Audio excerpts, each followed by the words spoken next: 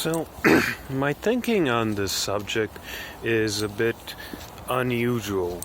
Most people have a habit of throwing around numbers and talking about obvious moralistic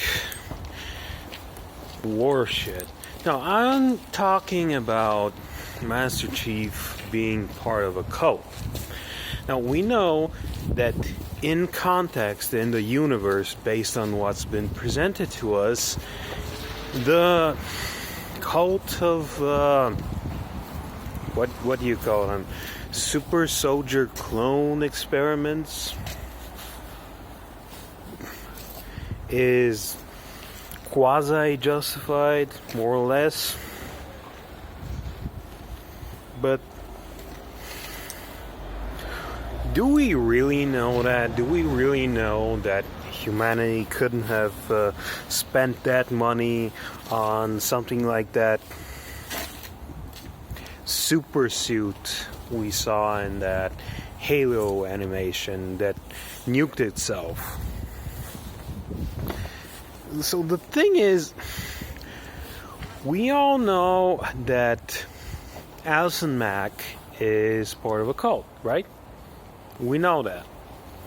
We know she helped indoctrinate people, but we also know that she was indoctrinated into a cult herself. So, should we be blaming Master Chief for being part of a cult if he is wrong to do what he's doing, or shouldn't we? I mean, the entire plot of that god-awful fucking Cortana Resurrection game was based on its writer's mom's medical issues, but you know, he did voluntarily risk humanity permanently, the entirety of humanity getting fucked over a vague quasi-nonsense chance that he could reach his AI. And yeah, it seemed kind of noble on a personal level, but it also seems kind of reckless and dangerous.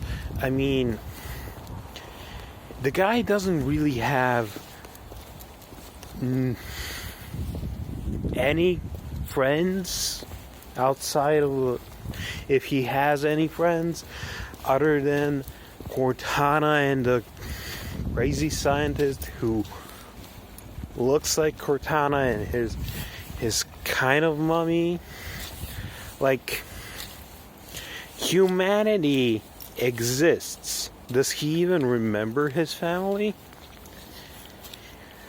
Who gave him the right to risk humanity's survival to save his friend? And does humanity even have any sort of moral high ground in this situation? You know, they did turn him into a living weapon. They were responsible for his upbringing. They were responsible for designing his psychology, or at least institutions they set up or supported are responsible for it. So,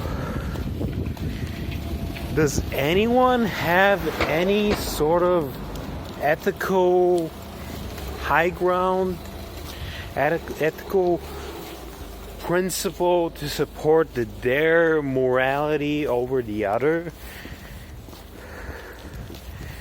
Does the Master Chief even have a right to be fighting for humanity? To be deciding for humanity?